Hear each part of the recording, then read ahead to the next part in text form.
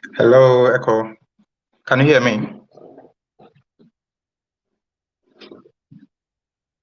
Um, this audio, I can't hear you, unfortunately, still. Is it possible to use the default audio on your phone?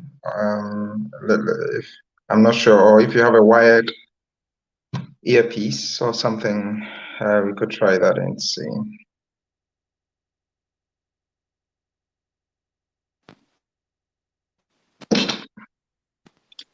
Yes, I think it's coming through now. Yes, I can hear you now.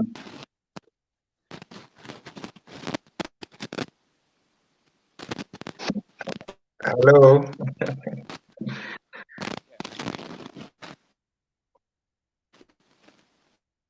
can you hear me?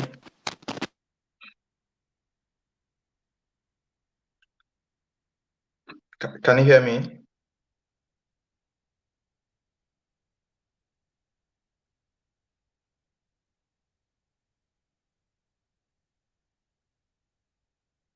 Can you hear me? No, I can't hear you. I think it was coming through, but then it stopped again. Is it possible to use the your phone's audio? I mean, the default without any earpiece? Maybe we can try that. See if it works.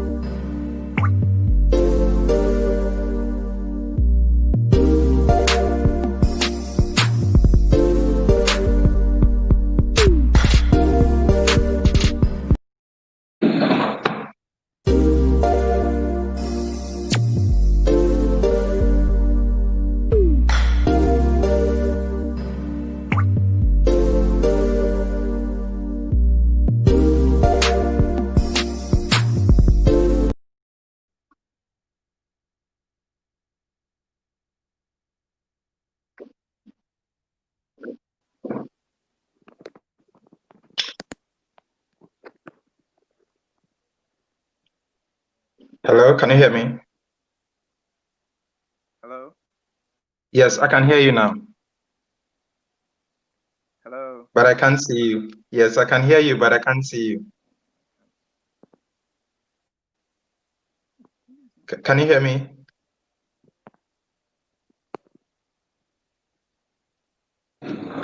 Hello? Yes, I can hear you, but can you hear me?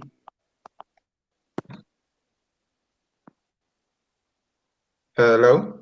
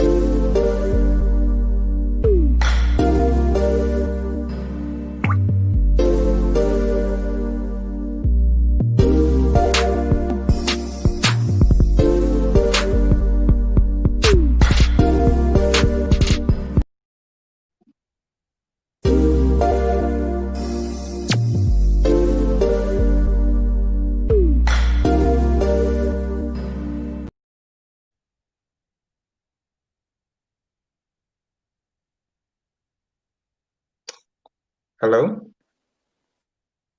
Yes, can you hear me? Hello? Yes, I can hear you now. Can you hear me? Uh, yeah, Okay, okay, finally. How are you doing? I'm very well. I'm just tired, but I mean, it's part of it. I just came back from work, so yeah. Oh, yes, yes. I can imagine. I mean, some of you are kind of you have a busy schedules even on the weekends. So I do appreciate your time being here. So, welcome everyone to today's episode of People Who Inspire. We have a very industrious farmer and entrepreneur we'll be talking to today. So welcome, Ekow, and thanks so much for making time for today's episode of People Who Inspire. All right, thank you. Yes, yes. So I mean, without really wasting so much time, how has your weekend been? And I know you said you just came back from work. How's your weekend been so far?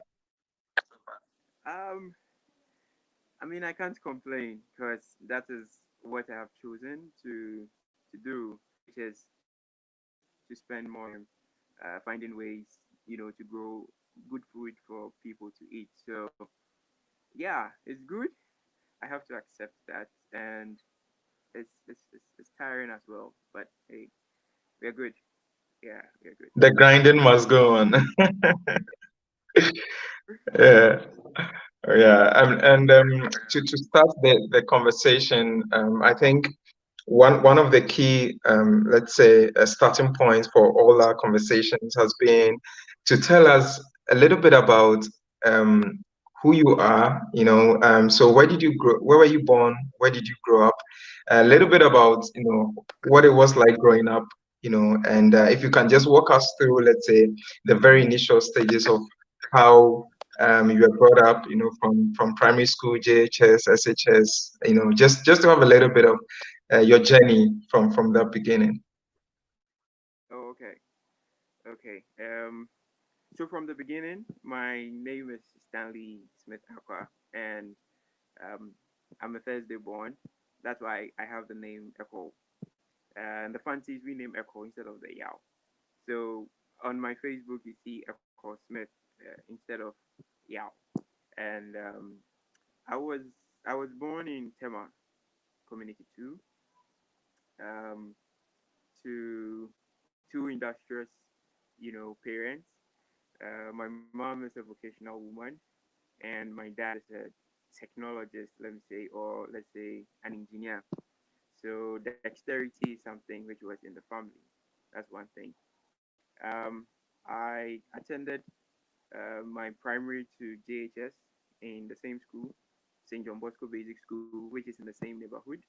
It is a Catholic school. My parents are Catholic, very strong one. You know, I I proceeded to Catholic, no, to Pope John.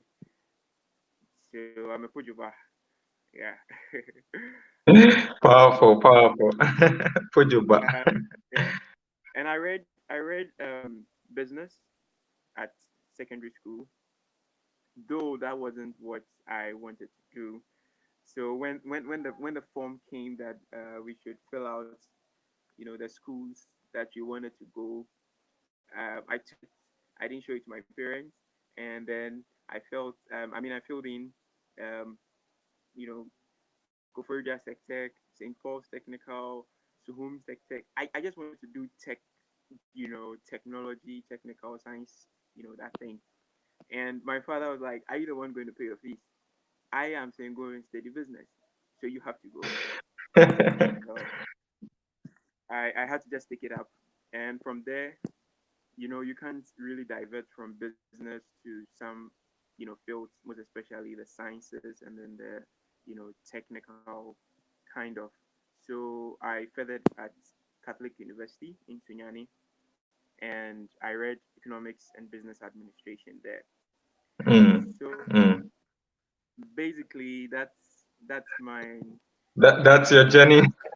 And Yeah, and that's I know for, yeah, I know that I think your audio is a bit low, so maybe you may have to speak up a bit because I think the audio levels is low. I don't know what's happening today. But for most of the conversations we've had, a lot of the guests I've had so far always had some form of inspiration growing up. So for you, who was your inspiration? Who did you really look up to growing up? um well, I can't say much because my parents, as I said, they were more dexterous. They were more industrial. So I had that thing from them. I've always not want to do things for people or work for people. I wanted to do something on my own.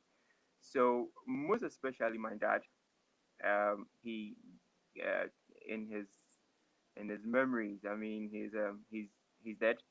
I lost him during the COVID period. Um, but it's all good. My condolences Uh, to you and your family. Sorry to hear that.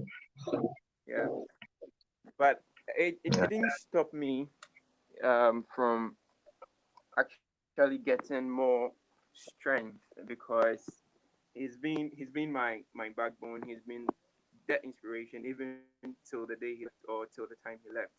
So he always kept pushing. You are not doing enough. You have to do more. You're not doing enough. You have to do more. And even from the beginning, I mean, when I was a kid, he kept pushing. And I was like, I go to school, I get the best grades. So what else? What do you want me to do? But yeah, in the way that I had to take inspiration from my own self because I can do more, I can do better. So it was more of an inward, activity much more than just looking up to, some people. Yes, along the way you see people they have very, brilliant, intelligent stuff, and you would want to, let's say, oh, I wish I can be like this person. But where is your inspiration coming Mm, from? You should mm, push you to drive you. And I always wanted to feel extraordinary. I didn't want to do things everyone is doing, and mm-hmm. because of that, I had issues with my dad, like issues every single time. I mean, you graduated with, a good class. You should be working in the bank. You should be working here. An economics graduate. And I also told him, I really don't want to do that. You know. So I saw a bigger vision, which is the agriculture space, and that is Mm-hmm. where I wanted to spend the rest of my life. And I Mm. told him, he was like, Yeah. you just made me waste money taking you to school to go and study economics. I said, no, you didn't. One day I will remember.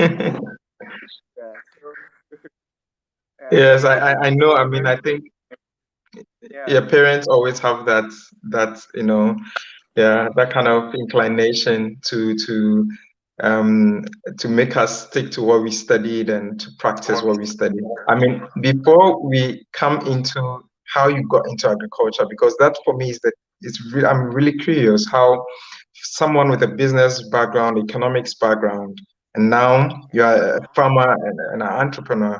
And so, so after your secondary school, you went into the university, and can you tell me what it was like, being spending that 4 years in the university? Was there any sort of hint that you were going to get into agriculture whilst you were pursuing your university degree? No. From the beginning. Wow. So Yes, what is your from the passion beginning. there? I'm curious. What were you passionate about at that time? Okay, so in my house, you don't food. That's one thing. When my mom is dishing out food, she would ask, "How much more can you eat?" And that's what you are given. And my dad waste. He hates waste. He just hates waste. So rather for you to waste it, he would say, take a portion and let me give this portion to someone else who is hungry. And that's the frame of mind I had. So moving to the university, which once upon a time, Bronga Hafo was the food basket of Ghana, and I think still is the food basket of Ghana, based on some research I have done like currently. And funny enough, I go to the market because I love to cook. My mom was a vocational woman and she would take you to the market, she would take you to the kitchen. You would have to learn how to cook. So I love to cook. So I go to the market and I buy food stuff and they give you a quantity and no, madam, I am buying just 2 CDs of, let's say, okra. I said, yeah, this is 2 CDs. And I'm like, but it's too much. And he said, yes, that is the quantity. That is what you are paying for. So that is yours. Now I cast my mind back to Accra, Tema, where you Mm-hmm. would buy like 4 or 5 pieces for like 2 CDs. And it's so amazing, so shocking that these people are selling it at that quantity. And Accra here is it's so high. So I kept asking. I sometimes go to the market not to really buy anything. I just go there to interrogate the women.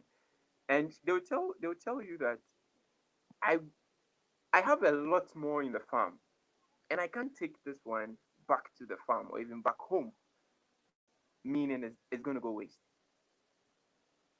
Meaning it's going to go waste. So that triggered Mm. my research. That triggered me to start to think around what can be done. I mean, at a point, I'll just go to the market on a market day, buy food stuff a lot, and Mm-hmm. ship it. I mean, send it to my parents down here in Accra. And my father will ask me, so how much did you spend, on all of these? And I mentioned the figure, and he's like, no way. I said, yes, this is how I bought them. So it all, drove my mind to the fact that there is something wrong somewhere. Mm-hmm. Isn't there a way? So how much more are these people making as compared to a market woman in Accra is making? What is the problem? Where is the disconnection? So it kept Yeah. me thinking, and it drove me to another aspect, which was the government then had gone in to borrow from IMF, Yes. and they were not going to deploy for the next 8 years. Now I kept asking myself, there are about 200,000 graduates from administration economics each year, and Yeah. where am I finding myself? Where am I going to get a job? So Good that question. yeah, I had to think about myself because I know where I come from. My father is not a big man. In Ghana, if your Mm-hmm. father is not a big man, your mom is not a big man, forget. And I had to just rely on God. So I kept Yeah. praying and I asked God to show me a way. I just needed that thing, a confirmation, kind of. So I kept Mm-hmm. praying and I kept also reading. I didn't stop. I read almost every single day. I read something new, something different to my scope. So I kept reading. I kept, taking advice from seniors, and they're like, "Look, agriculture is good." I mean, that's what I was actually seeing in my dream. And any idea that comes, I write it down. I try to tabulate And everything. and this was still whilst you were in Agriculture, the university. agriculture is the cross. It just keeps coming, and God is good. I mean, He directed me so to one key thing: post harvest. Post harvest. Just focus on post harvest. What about post harvest? You went to the market, saw these women, and a lot of food. She's saying if she doesn't sell all of them in that particular moment, she can't back. It means there's going to be loss if no one buys it. So then, what happens to that? So post harvest, and I can tell you for a fact that what you see me doing today is a process. Mm-hmm. It's not really what I want, And but yeah, I yeah, got and the vision. yeah, and not to cut you, but I want to know, for example, in what really fascinates me is at what point in time, right? I mean, like you said, you kind of got a lot of advice also to explore agriculture. So at what point did you say, okay, look, I'm going to leave behind economics or business administration and I'm going to go into farming? Like what really was the trigger? Was there a trigger? Was there someone or something or an event that kind of triggered that resolute decision to finally get into agriculture or into farming? So started taking you know I was moving around in the BA in the Brongahafo area where I went to teach. Mm-hmm. I went to Wenki because I was asking around and they were like, oh, if you go to Techiman, they do a lot of vegetables, they do a lot of this. So I said, okay, I'll take a trip there one day. And truly, I saw that there were a lot of food. Now, to my economics background or to my business background, I could just start a small business, which is buying and selling, basically Mm-hmm. buying Exactly. and selling. Yeah. So why don't I go to Techiman and buy yams, ship it down to my mom here, then she sells. At least she could use Mm, some proceeds to pay some bills. It makes a lot mm, of sense because I'll get it there. And there are buses that move from Techiman straight to Accra. So why don't I start it? mm-hmm. And I started to refine my ideas. I mean, but it wasn't easy because I was afraid. What if I do and I don't Exactly. succeed? Think, what if I buy the yam and it's not the right quality of yam that people really need? What is the market, really requesting? I had no idea. I had no idea. So that also kept me going back and forth, even though I was learning, having interactions with market women and those who load the yam and even farmers. It was still a border, and it took me some time to actually settle on. But basically, that's what drove me to that point, Mm, and mm. it gave me meaning that I can't just throw away my and administration, you know, thing, and just jump straight into agriculture because I don't have agriculture. I don't have the technical know-how of agriculture, but Exactly. Yeah. the the business aspect of agriculture can actually make meaning, and me also applying that economics principle or business principles to make it work can also make meaning. So that's basically Mm, the whole mm. thing. Yeah. And just to maybe ask this question. I mean, a lot of people who see your work or who see you doing a lot of great things, generally, have the notion that people like yourself no, don't have any fears. Now, at the beginning, when you're starting, right, you shared a couple of them, but can you tell me when you decided to venture into entrepreneurship, what were some of the fears that you had, right? I mean, did you have a fear? What if it doesn't work? What if I lose all my money? How am I going to get capital? Like, what can you share with us some of your fears, just so people know that you're also human and at some point you have some fears. Yeah. So I took the greatest risk of my life, and Mm-hmm. I spent all my savings, all my earnings, anything that came to me as money. I told myself I would go to Tamale. I just want to experience what farming is in Wow. Tamale. Yes, So you went to I've roamed Tamale. almost every part. Yeah, I've roamed almost every part of the country, like from Tamale, Wow. Bamboi, Utatale, Paga, over to Burkina Faso, come Wow. back, Techima, the BA Kintampo. I mean, I've moved, and it's from my pocket. It's not from anywhere else. Wow. I mean, That's there must be impressive. yes, because I really got an aspect of the inspiration also came from Kwame Nkrumah. Okay, I read some works that he started when he was a president, especially in the agric field, and it really opened me up. It really opened me up. So that's also an aspect that um, drove my zeal to search more because Mm-hmm. Kwame Nkrumah, I see him to be a superstar. Yeah, no two ways about it. and what he did was extraordinary, and it's still relevant today. Though Mm-hmm. governments are not really taking a closer look at what he did, but if we can revive some of the things he even put on paper, Ghana will be a better place when you talk of agriculture. Yeah, Yeah. Yeah. yeah, That's true. That's true. And you've made a very important point. So you've gone through almost every part of the country. And for me, this is kind of really crucial. So if for my viewers and for people who are going to watch this video, I mean, what really drove you to kind of roam through the country? I mean, you got this idea, okay, I want to get into agriculture, I want to be a farmer. And then one of the first steps you took was to visit all the farming communities to understand, let's say what it takes to be a farmer. Like who gave you that advice? Was it just something that came to you? Because it's quite unnatural. I mean, you could have just gotten some land somewhere and just started. yeah.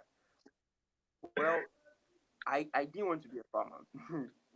That's one thing. Okay. I was just looking at how I could connect my my my entrepreneurship or my entrepreneurial skill to agriculture.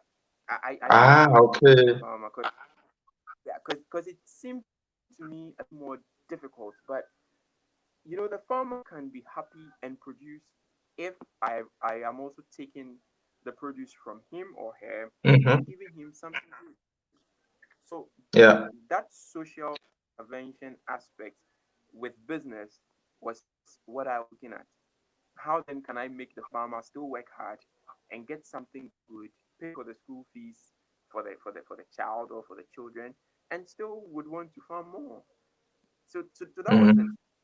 But I got to the point where I still had to come to the process. As I mentioned earlier, Mm-hmm. there's a process. How can I understand the farmer?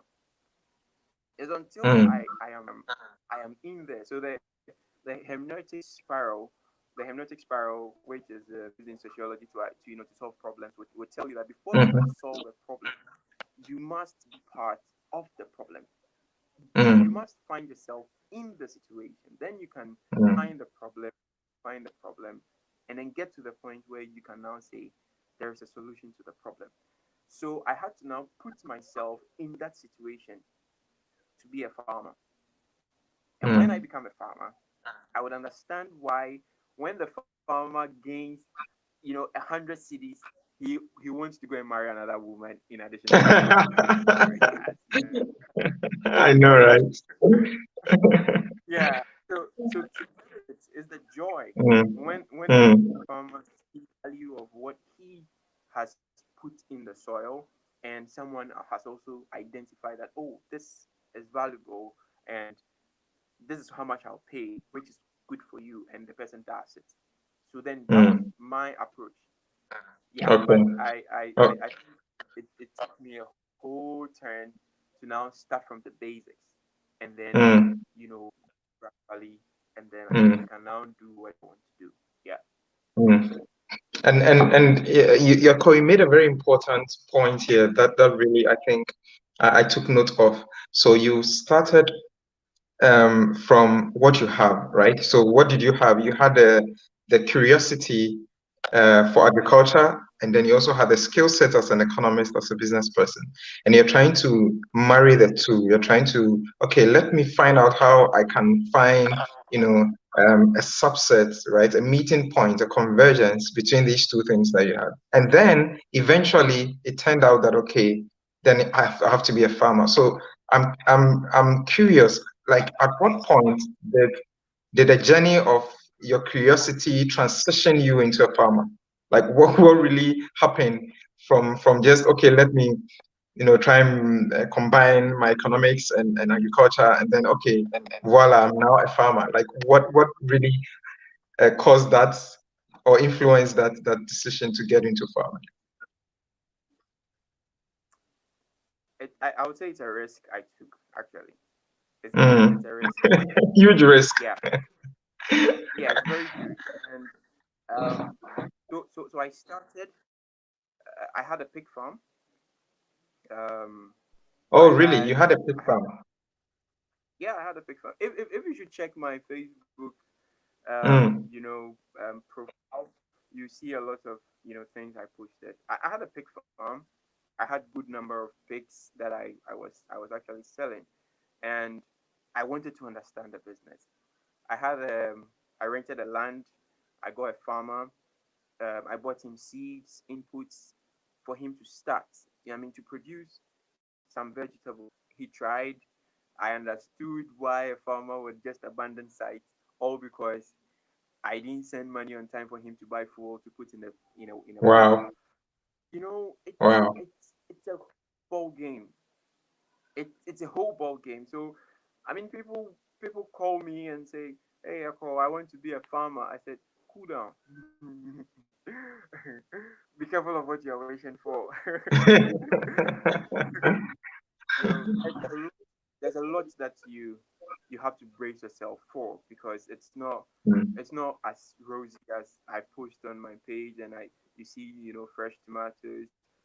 I have problems. I am really battling some issues in my farm, and gradually I'm learning and then still moving on. It's really tough, especially here in Ghana, where support systems are not really helping. But you can't blame the government. You can't blame anyone. You want to make it, and this is what you've chosen. So go for it. mhm, Make it happen. So actually, mm, that's one of the things that is my backbone, irrespective of the situation. There's always a way out, and I have to find a mm. way. Definitely, yeah. And so now let's gradually get into the topic of youth agriculture. So you started. So can you tell me, let's say, the kind of farming activities you have been involved in and you are currently involved in? So are you doing animal husbandry or some animal farming, or what kind of plants are you into? What really is the nature of the farming that you're doing? Just so people can understand.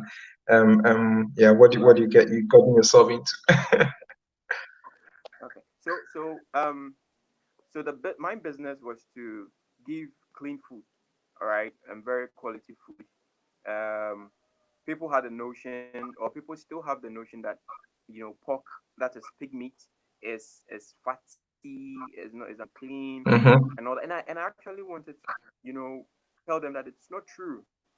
And most of mm-hmm. my friends would tell you my meat is expensive, no doubt, but it's quality because you get it Quality, yeah. fresh. Yes. I spent money even to buy packaging machines, vacuum packaging machine from the United States, just to Wow. tell people. And all of these I'm saying, you see them on my status or in my profile on Facebook. Mm, I mean, package it well, sell it at a very affordable price. So I started with piggery. I started mm-hmm. with vegetables side by side, and just to understand where can I fit myself properly. Okay.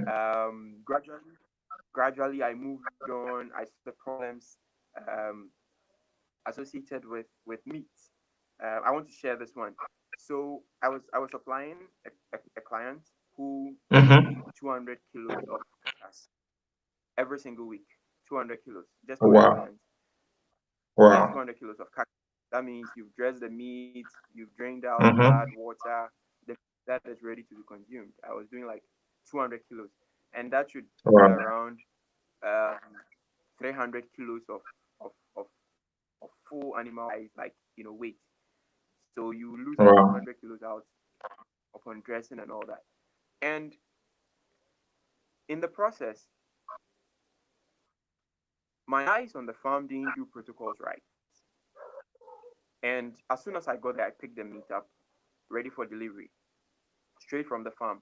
That's what I do. I Mm-hmm. always carry it from the farm to the consumer. And because of a flawed protocol, the meat got to the client in a bad shape. Oh boy. So when we opened the yes, we opened the meat, it didn't really look bad. But in the next day, in the freezer, the meat was spoiled. 200 kilos. Oh no. Oh no. 200 kilos of meat, and that's my cost. That's my cost. Mm. That's my cost. And I mean, he won't pay because he didn't even use, a pound of the meat. Exactly, exactly. There's no way he's gonna pay.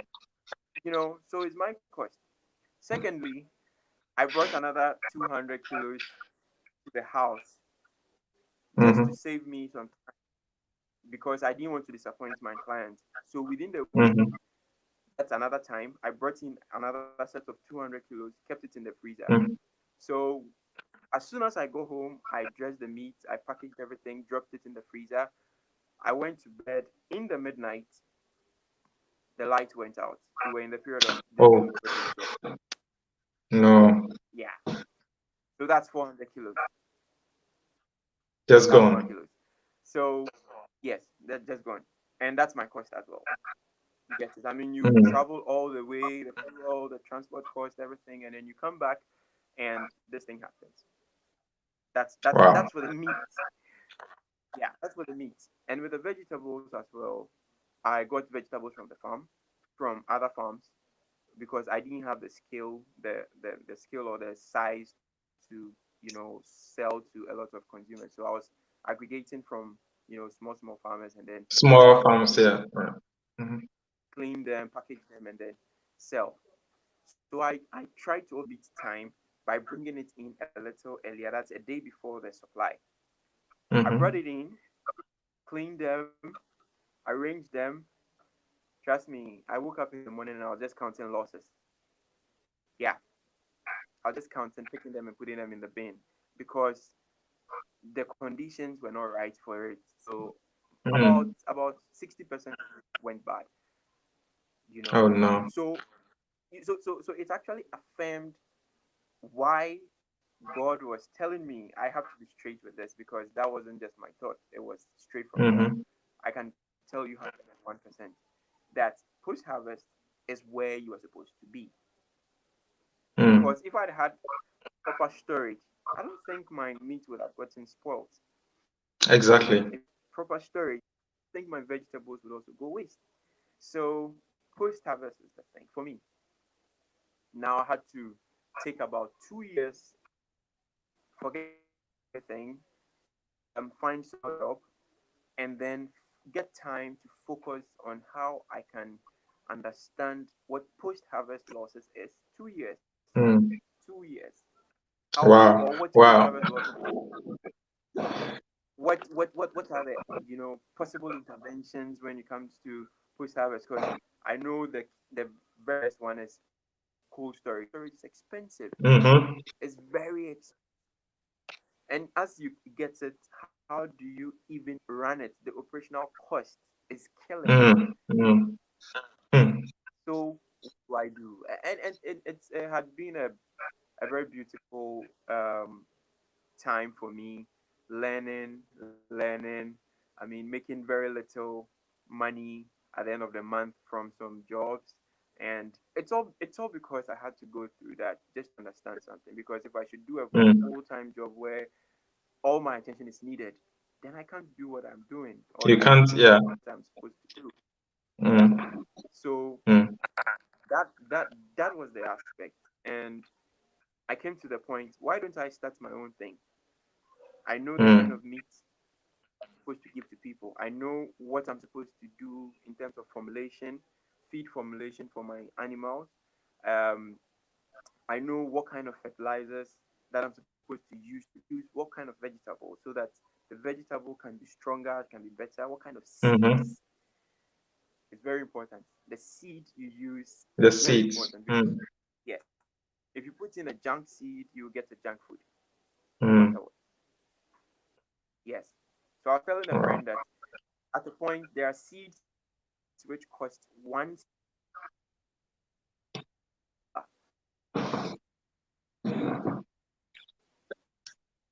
Echo, can you still hear me? I you get think you're frozen a bit. Okay, now I can hear you. Okay. right.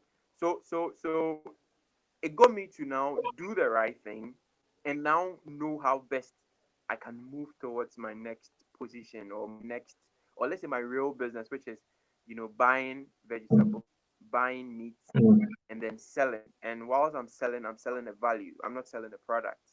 I'm selling a value. And the The value is, value. I know that you're buying my tomatoes, and my tomatoes can stay on the shelf without refrigeration for 3 weeks. And I can assure you, Mm. if your product goes Wow. bad within that period, I am ready to, give back your money. But I'll give Wow. back your money when I see that the conditions in your place actually is favorable. I'll give you your money. Yes. Yes. Wow. And Yes. and and um and I want to know, because for people who are looking forward to today's episode, they wanted to find out from you, or people wanted me to ask you.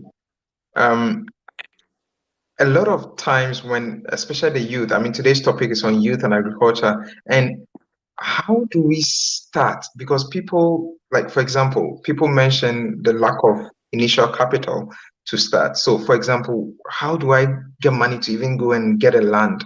How do I get money to employ farm hands? So, like, from your experience, right? What really is a potential solution for people watching who want to start a farm? Like, what should they do? Should they still keep their jobs and do the farm, as a side gig, or like, what really can they do to equip themselves to start, both financially, from a skill set and knowledge point of view as well? Well, okay. The first thing I would want to say is farming has to be seen as a profession. Mm, And the same way you see a medical doctor, the same way you see a pharmacist, you should see a farmer the same way. It requires full time and even full attention. No two ways about it. You can't do farming absentee. mm, It's not going to work out. mm. It's not going to work out. I have tried it. Wow. I lost all, yes, I lost all my pigs. I lost all my vegetables, everything, because I wasn't in there all the time. Absentee Okay. farming is zero. I wouldn't advise anybody. Now, Mm, one of the things that I try to educate people is like like yourself, Prince. You want mm-hmm, to go into farming, and I know you are a supply chain professional. So I mm-hmm, tell you, Prince, don't worry yourself going to start or going to get a land and start farming. It's not sensible to me. mm-hmm, You are a supply chain guy. Now, mm-hmm. just go back. Let's dissect the agricultural ecosystem. Let's look at where supply chain plays a role. Okay. Then translate yourself. We call it value chain Mm, analysis. yeah. People call me and I tell them, first I ask, what do you do? I'm a banker. Well, okay, so it means you can do agricultural financing. You can study Mm, something about mm, agriculture and go into agricultural financing. mm. So I ask another person, what do you do? Oh, I let's say I am an insurance guy. I said, hey guy, there is insurance in agriculture. Read a little Exactly. about how agriculture works and then apply your insurance knowledge. So Mm, I always go back to that thing which we call the value chain analysis. Go mm, back to the value chain. What do you do? What can you do well? Where can you place yourself on the value chain? You see, with that, it makes it easier for you to connect with what you are doing in the agri space. mm, mm. Yeah, I think this is a very solid point. Yeah. Yeah, I can't come and tell you that um I need to buy, let's say, bleach. Okay, so right now I run a greenhouse and Okay. I have access to over 200 greenhouses that I coordinate with. You know, yeah, it's quite Wow. huge task. The thing is, if I come to you, let's say you're my boss, and you don't really understand greenhouse farming or greenhouse technology, I come to you and I say, just okay, so just because you have the money, you bought me a greenhouse and you said run it for me, and I come to you and I say, Prince, I need to buy bleach, bleach for cleaning the floor or to sterilizing the tools. And you tell me, what do you need bleach for? Yeah, exactly. Just what, you know. But I can Just tell pour you for some a water fact, there and let's go. yeah, just go, you know. But I can tell you for a fact, if you do not disinfect your tools that you use, especially in even in the greenhouse, you are bringing in a lot of contamination to the plants. Mm, So mm. bleach, just common bleach. Ghana people will say parazone. Yeah. You need, you get it. You Wow. need it. It's a need. You see. So now, if you understand some of these basics when it comes to house farming, you realize that bleach is very important. So I Mm, always try to get mind to the basic. What do you do? Where can you mm. place yourself there so that you don't feel stressed, you don't feel defeated or Exactly. even cheated. Mm, That's mm, that's that's for me where we have to start the conversation. Yeah. mm. I think that's solid. Yeah. That's solid because I think if, like you rightly said, the it's better to move, from the known to the unknown, to really look at, okay, what are my skill sets and how do I, let's say, produce some value in the entire agri value chain. So I think it's um, yes, so I think it's a very solid point. And my last but one question, because there are some questions coming through, so I'll read them to you very soon from Jemima as well. People asking. So coming back to the topic of youth and agriculture, you've mentioned a very important point for me. I think probably the most significant is that you don't have to necessarily go into the hardcore farming, but you can look at the entire agri value chain, look at your skill sets, your strengths, and see how best you can produce or provide a service, right, or a product that fits your skill set, your strengths, and your capability within the entire agri value chain. For me, I think this is really solid because when we talk about youth in agriculture, a lot of times people picture the hardcore farming, wearing some Wellington boots on the farm somewhere, being chased by snakes or some, animals in the forest, things like that. So I think this is a very solid point. Now, Ekow, my question is this: a lot of young people are watching, right? And we want to know, a lot of people want to know that, okay, look, what are the opportunities for young people if they decide to pursue agriculture? Like, is farming or agriculture not for a certain kind of people? Like, really, like, what are the opportunities you have seen, right, that can really be of benefit to young people who are even considering agriculture? Sometimes people think that going into agriculture, like you rightly said, we don't even perceive it as a profession in the first place. So people are not convinced. But I think a lot of young people are watching us and we want to know from your experience, what are the opportunities? Can one become a millionaire through agriculture? Yeah. You can't be a millionaire if you really want to do a lot of sacrifices because agriculture is high risk. Agriculture is high risk. No two ways about it.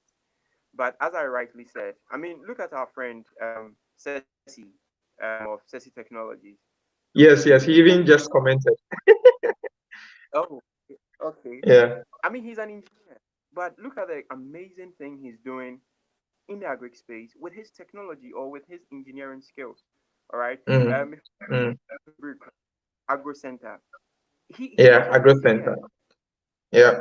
What he's doing, you know, we just have to find where we can place ourselves. I still go back to that. Where we can place Mm, ourselves and then now collaborate with people who are on the ground. There are mm, professional farmers ground that need technology like Ceci's technology. mhm, So mhm. I'm very sure that Ceci didn't just wake one morning and go to the lab and started building what the grain makes. No, he Mm. had to go down to the farmers, ask Yes. things, understand why their maize gets to, let's say, Guinness Ghana and it's rejected, all because of Yeah. aflatoxins. So moisture is so high in it and causing you to lose. So he has actually created a fit to the problems that is in agriculture. Meanwhile, he's not a farmer. Yeah. Yeah. Meanwhile,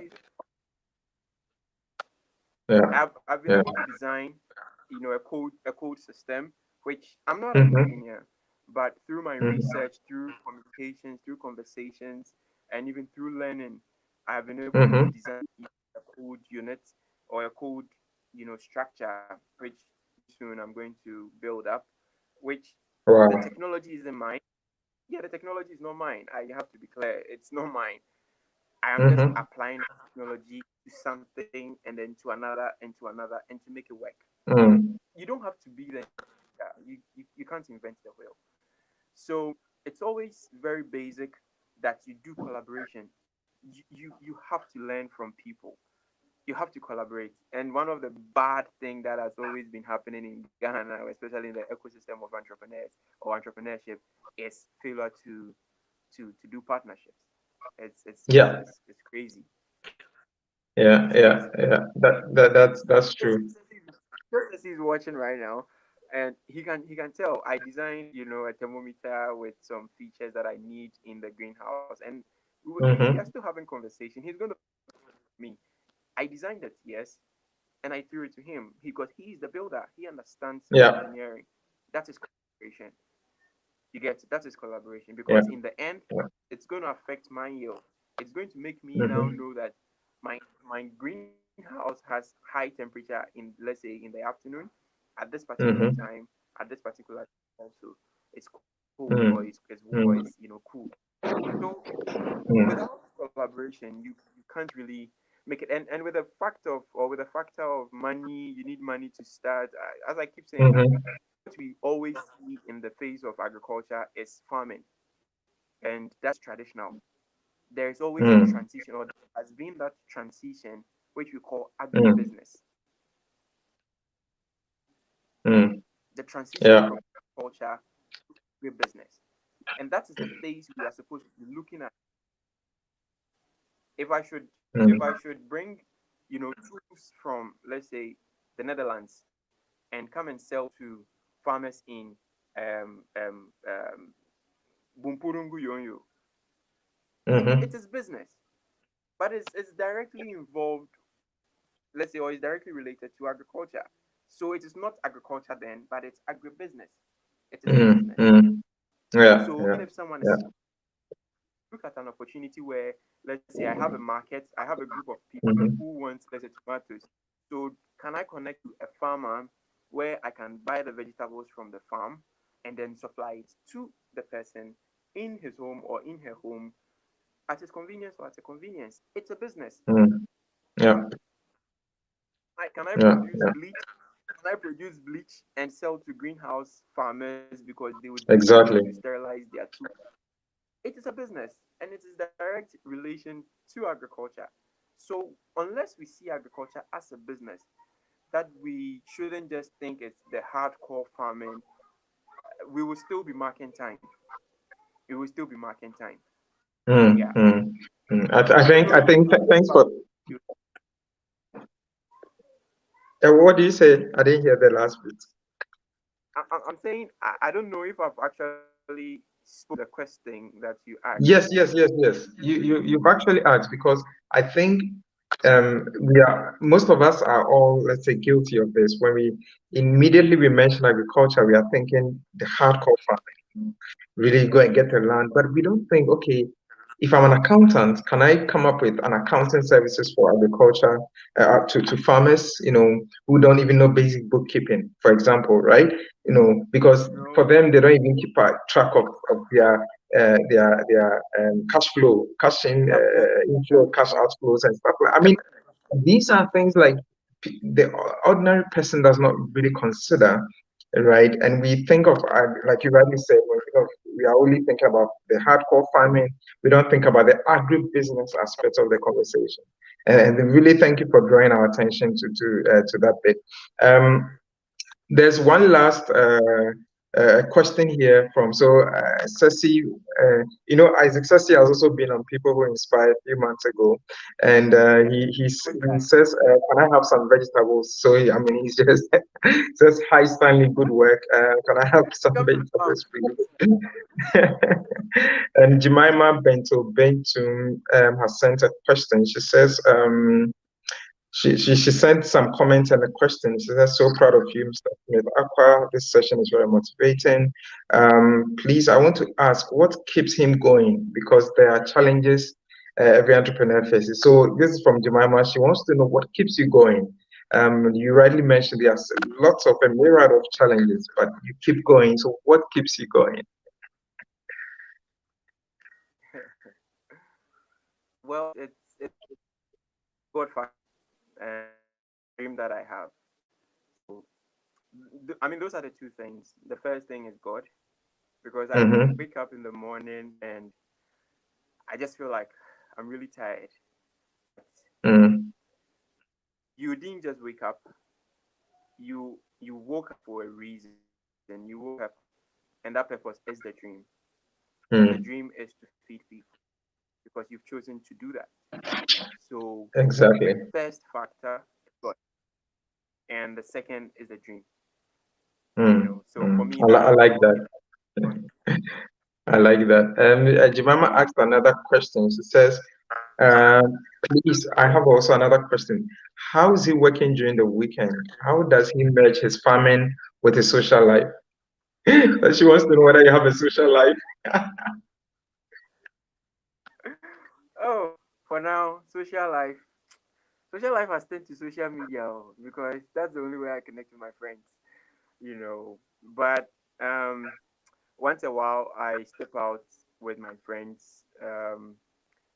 I mean, for the record, I work from Monday to Sunday, and I really do not have that time. It's not because I do not want to make time, but what I'm doing now, especially with the greenhouse farming, it requires a lot of attention, and you Yeah. need to be very critical, very precise, because you are doing something called precision agriculture.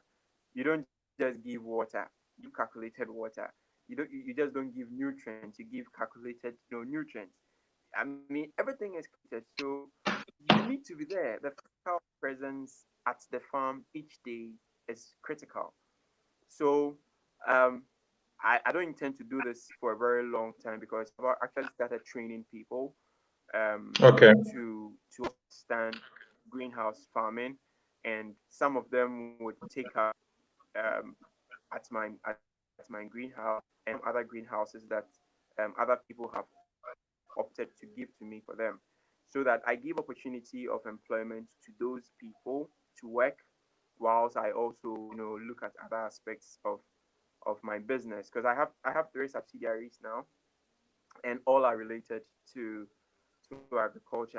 Currently, I Okay. have the cooler. Cooler is the cold chain and logistics company. Okay. We're going to build a cold storage thing, and very less energy you know consuming device. And I have the Lloyd's tunnels and farms, and that's where the greenhouse belongs to.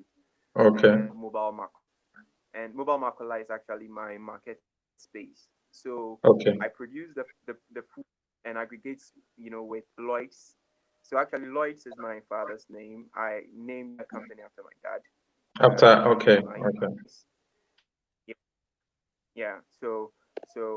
The Lloyd's for farming, for the production, and then Lloyd's will now push the produce to Kula, because Kula is where the logistics, distribution, and Yes, the storages cold for chain the and farm yeah, distribution. and everything. Yeah.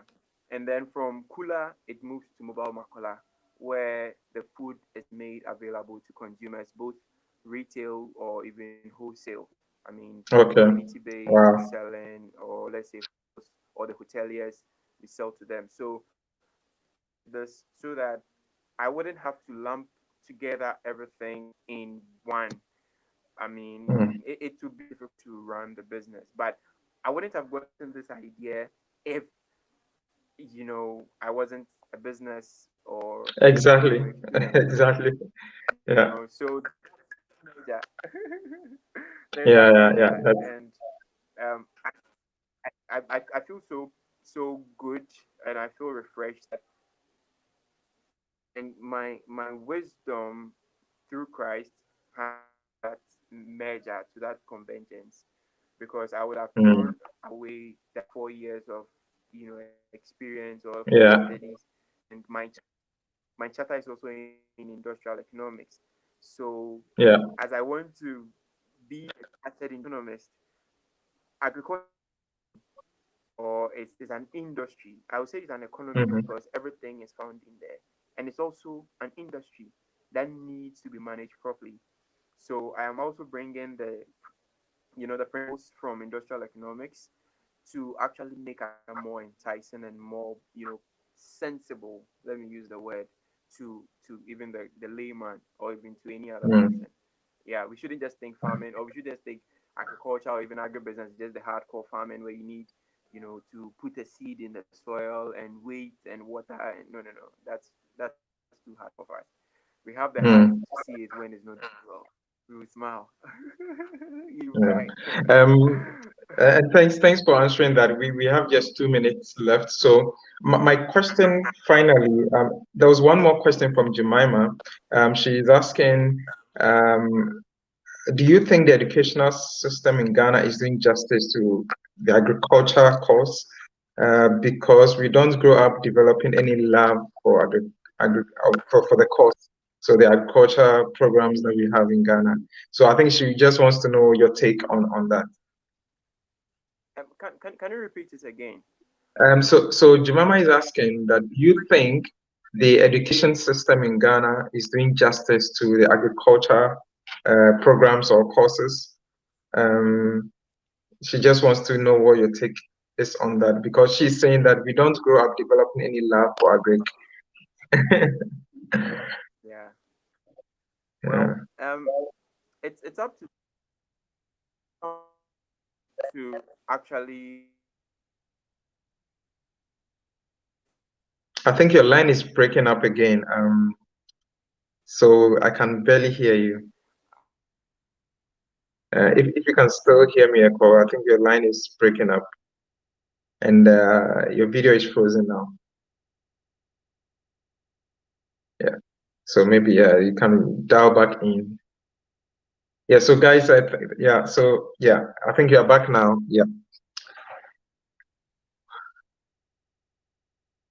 But I cannot hear you at this moment.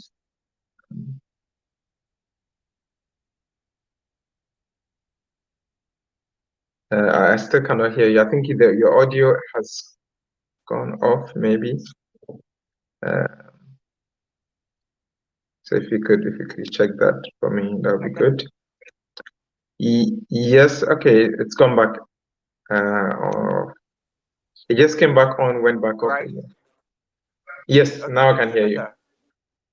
Yes, Okay. yes. So right. So what I'm saying is,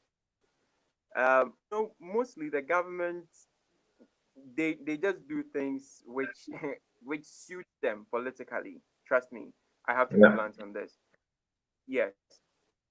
So some of us, as you rightly saw, my posts and you thought I was inspiring, and that's the reason you brought me on this platform.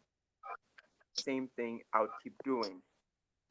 Mm, I would have to give attention to the fact that there is better opportunity. There are better opportunities in agriculture. Just speak to someone who is into it.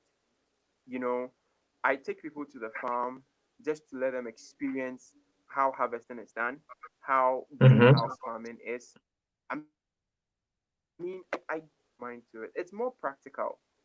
You have to be mm, practical. You have to see the for you to now develop a connection to that thing. So are not really, really good in the country when it comes to agriculture because everyone wants to prove a point. But the basic yeah, things yeah. that actually, you know, I mean, to share something, I went to one of the banks which is supposed to be the main focus on agriculture. Mm-hmm. and I needed funding. I provided everything. I mean, what else? I provided everything, every single details that they requested, and still Mm-hmm. they weren't able to even give me a quarter of what I requested. And you think I'll be happy wanting to be in the agriculture space? No, I would leave. No, no. Yeah. Mm.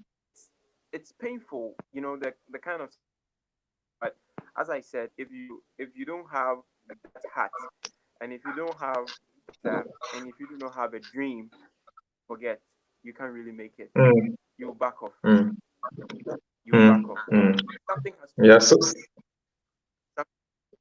drive you, and that is Mhm. not an external thing. It has to be from within. That is Yeah. one thing Yeah. I would say. And The inner drive. is Yeah. to but it's to Mm. entrepreneurship, because it's killing brains. In Ghana, entrepreneurship is something is too hard. It's really hard. It's tough. Trust You me. need to It is. It is tough. And so let's wrap up now, Echo. My last question before you leave is, what is your vision for the work you're doing in agriculture? Like, what do you see, or where do you see yourself and your activities in the future, in the next decade? I mean, what is the vision? What are you driving towards? So I want to secure the food.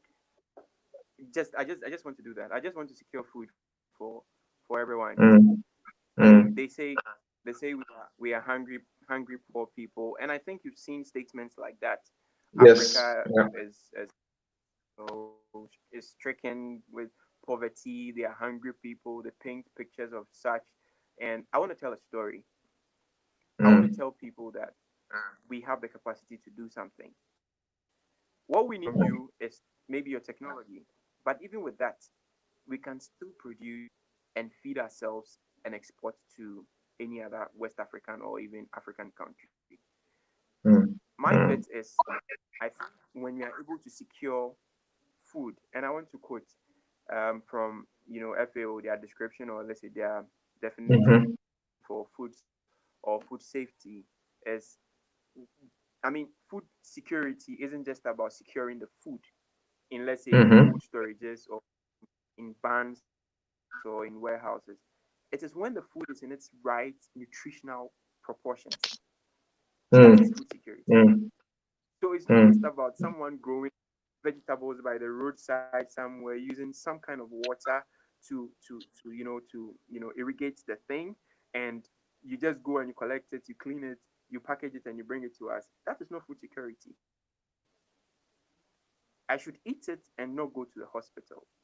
I should eat it and rather gain more strength, more nutritional benefits. Then I have secured the food, and that is the reason why you find me in or you find me at where I am today. I'm able to mm, lift the bar to to actually produce very good food for everybody at an affordable price.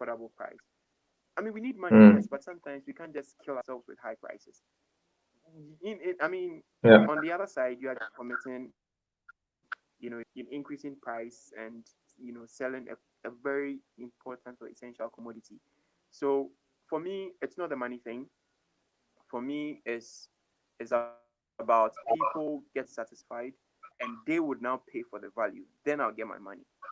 So for me, Exactly. that is it. Mm. Yes, for me. Yeah. Thank you so much, Eko. And I know we are over time, but I want to thank you for making time, in spite of how tired you are from working today, and making time to talk to us. And I want to give you the last 30 seconds if you have any final words for our viewers. Joshua just said a great interview, well done, Stanley. So this is from Joshua Imbora. So yeah, any last words for our viewers So before Joshua is we actually, wrap up? so Joshua is my mentor, is my senior brother. Um, I mean, he's taught me a lot. He's taught me a lot, and I Yeah. hold that he is really one of the best people that I look up to now when we talk of agribusiness. Yes, so I Yep. don't regret. I regret, yeah, having a connection with him. I mean, he's cared for me so many times. He's cared for me so many times, and he's still doing. Yeah, thank you, Yeah. Joshua. Right. So to me, I'll just say that agriculture is is an interesting venture, but agribusiness is the way to go. We shouldn't just see the pictures of farming as agriculture or agribusiness. Let's see the Mm, business aspect, and when we do that, there we would see the value actually of of it, and not as a punishment. If you look at my mhm, skin, I, I am so dark like right now. It's because of the heat, the mm, sun. I mean, sometimes you're mm, working in the greenhouse, it's like 43 degrees Celsius or 45 degrees Celsius, but you can't leave because you have to complete a particular task in the greenhouse. mm, It's all about the sacrifice, because if I don't know what I'm gaining, I don't think I would still be in that greenhouse thing. So yeah. let us look the business. We shouldn't, always want to do something me. It's not helpful. Seek help, collaborate with other people, collaborate with like minds, step out there, speak to someone, they'll guide you, and then you can, give credit to those who helped you. It's very important. And if you think you don't have Mm, a very credible or, good people out there, some of us are here. We don't have anything to hide. We are ready to share things with you, but sometimes you have to pay because consulting. You yeah, understand? of course. Yeah, and also the God factor. That's one thing I would say. The God factor is very important. We have Mm, to pray. One way or the other, whoever you are, you didn't create yourself. God created mhm, you. You didn't just come out of a snap of a finger. You actually was created by God, and you mm, should always go back to Him when you have challenges. The way I went to Him when I had challenges for me to be here today, and He's still carrying me through, I think He would do the same for everybody. I'm not the first person mm, to do greenhouse. I'm not the first person to be, do agribusiness, but mhm, there is something that is making me be more relevant, and it's the God factor. mm, And it's the God factor. So your thoughts must be guided, your actions must be guided. So it's very, very key, and we can't skip it. mm, We have to let it be a routine in our everyday life. mm. Yeah. Wow. Thank you so much for your words of wisdom and for your time. And thank you everyone who joined. I see Joshua, I see Jemima, I see Marina, I see Isaac Sessi, all of you guys who joined, who commented as well. I really appreciate your time. So I wish you all the best over the weekend, and I'll come your way again with the next episode of People Who Inspire. Thank you, Ekow, and have a nice weekend. Bye bye. Ciao. All right, bye. Bye. Ciao.